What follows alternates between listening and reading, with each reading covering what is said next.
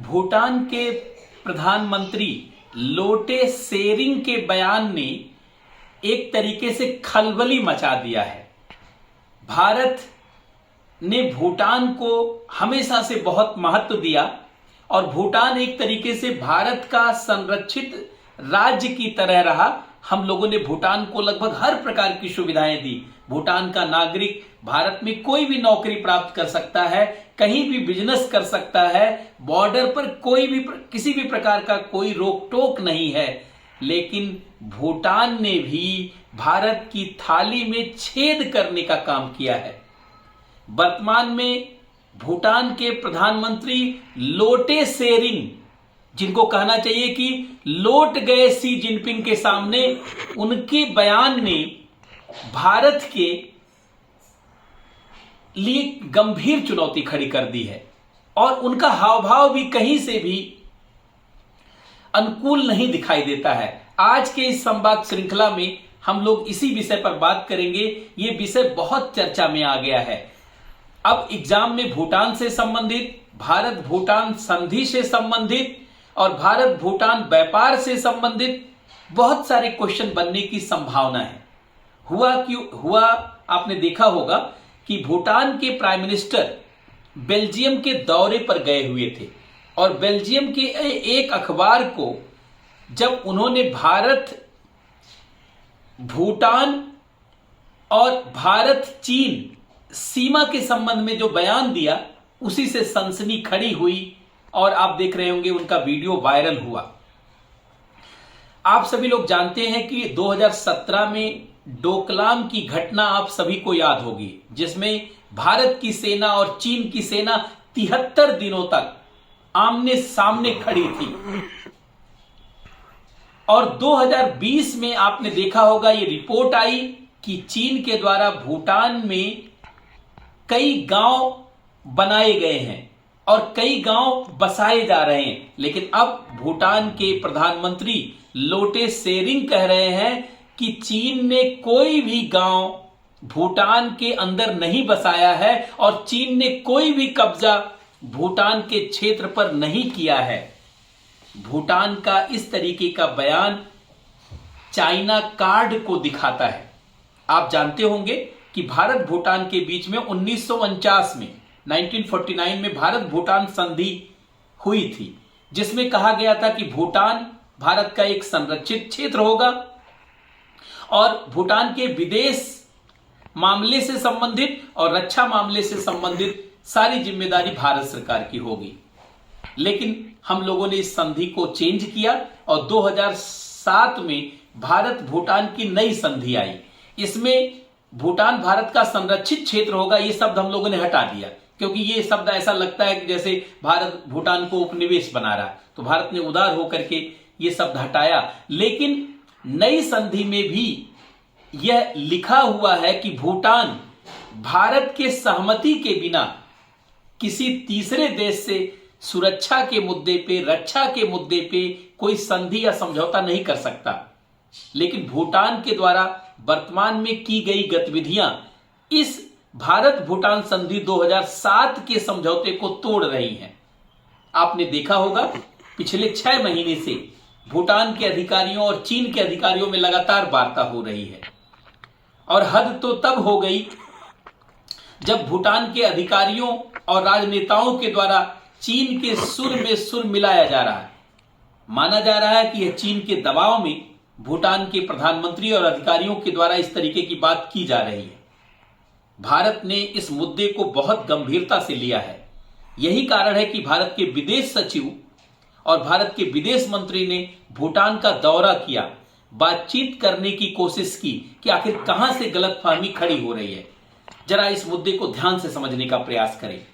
चीन ने एक चाल के तहत भूटान को अपने चंगुल में फंसाने की शुरुआत की है और चीन ने भूटान के अंदर से ही ये आवाज उठवाई कि भूटान एक स्वतंत्र देश है, चीन के साथ उसे सीधे सुरक्षा के मुद्दे पर और सीमा के मुद्दे पर, सीमा विवाद के मुद्दे पर बात करना चाहिए। और इसी आवाज को आधार बना करके भूटान की जो वर्तमान चुनी हुई सरकार है लोटे शेरिंग की, उन्होंने चीन से सीधे वार्ता करना शुरू किया। और इस वार्ता में भूटान के प्रधानमंत्री ने यह स्वीकार किया कि चीन का कोई भी अतिक्रमण भूटान में नहीं है। उन्होंने कहा कि हम जानते हैं कि भारत, चीन और भूटान की अंतर्राष्ट्रीय सीमा कहां है, कौन सा क्षेत्र कहां है। हमारे क्षेत्र पर किसी भी देश का कब्जा नहीं है। भूटान के प्रधानमंत्री के इस बयान ने इस बात को खारिज करने की कोशिश की जब 2020 में यह खबर आई और सैटेलाइट का फिगर आया कि भूटान के काफी इलाकों पर चीन के द्वारा कब्जा किया गया और वहां गांव बसाया गया। और सभी दुनिया के रक्षा विशेषज्ञ, सभी वैज्ञानिक ये मानते हैं कि चीन ने भूटान में काफी गांव बनाया है। लेकिन भूटान के प्रधानमंत्री के द्वारा इस तरीके से नकारे जाने से क्या समस्या हो रही है? बहुत गंभीर समस्या। क्योंकि अगर चीन भूटान के क्षेत्र में आएगा और भूटान उसको मान्यता देगा तो ये भारत की सुरक्षा के लिए गंभीर चुनौती है। क्यों गंभीर चुनौती? क्योंकि पहली बात तो चीन के साथ हमारा संबंध बहुत ही विपरीत रहा है। 1962 में भारत चीन युद्ध हुआ। उस युद्ध में हमें बड़ा नुकसान हुआ, भारत को हार मिली। पुनः 1967 और 1987 में चीन के साथ हमारी सैनिक झड़प हुई और 2020 में गैलवन घाटी के मुद्दे पर भारत और चीन के बीच में संघर्ष हुआ, जिसमें बिहार बटालियन के जवानों ने चीन के सैनिकों की धुनाई की और चीन के सैनिक जानते हैं मारे गए, घायल हुए। हमारे भी कुछ सैनिक घायल हुए। अब ऐसी स्थिति में भारत और चीन के बीच में गैलवन घाटी में जबकि अभी भी समस्या बनी हुई है, ऐसी स्थिति में भारत के सबसे विश्वसनीय देश को चीन तोड़ करके अपने पक्ष में ले रहा है और भूटान में इंटर करके भारत के सिलीगुड़ी कॉरिडोर, ध्यान से सुनिए, भारत के सिलीगुड़ी कॉरिडोर जिसको चिकन नेक कहा जाता है, वहां तक पहुंचने की कोशिश कर रहा है।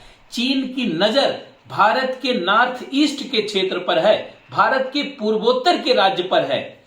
और आप जानते हैं भारत और पूर्वोत्तर राज्यों को कौन जोड़ता है? भारत के पूर्वोत्तर राज्य और शेष भारत को कौन जोड़ता है? सिलीगुड़ी कॉरिडोर, जो 22 किलोमीटर का एक जानते नैरो एरिया है।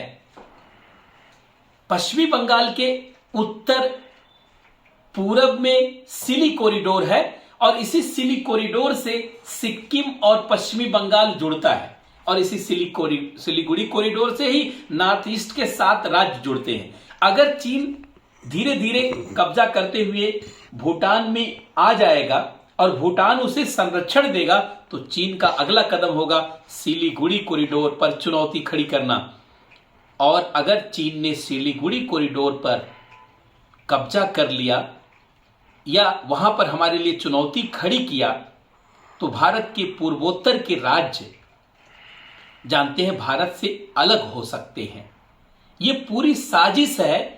जिस प्रकार से पूर्वी पाकिस्तान और पश्चिमी पाकिस्तान अलग हुआ और बांग्लादेश, पूर्वी पाकिस्तान बांग्लादेश बन गया, लगभग उसी तरीके की चाल चीन चल रहा है और भूटान उसकी चाल में फंस रहा है। और लोटे शेरिंग, भूटान के प्रधानमंत्री जो अपने को बहुत बुद्धिमान समझते हैं, वो उसी फंदे में मछली की तरह फंस चुके हैं और अभी अपने को बहुत स्मार्ट समझ रहे हैं।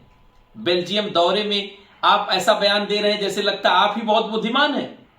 आप चाइना कार्ड खेल रहे हैं और ऐसी स्थिति में अब ये पूरा Siliguri corridor, chicken neck, Bhutan का डोकलाम क्षेत्र, भूटान के बॉर्डर, भारत भूटान बॉर्डर और चाइना भूटान बॉर्डर, सिक्किम का एरिया, ये सारे क्षेत्र एग्जाम की दृष्टि से बहुत महत्वपूर्ण हो गए हैं। और साथ ही साथ भारत भूटान संधि 1949 सबको पढ़ना है, भारत भूटान संधि 2007 सबको पढ़ना है, क्योंकि क्वेश्चन इन सभी जगहों से बन सकते हैं।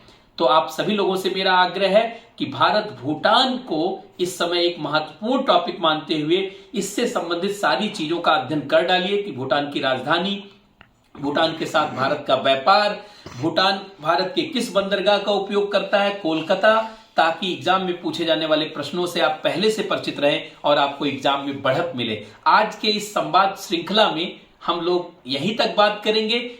पुनः जानते कल नए सिरे से आपको संवाद श्रृंखला में मिलेंगे और एग्जाम में पूछे जाने वाले प्रश्नों और विषयों से जुड़े हुए विमर्श को लगातार जारी रखेंगे। बहुत बहुत धन्यवाद सबको, बहुत बहुत नमस्कार।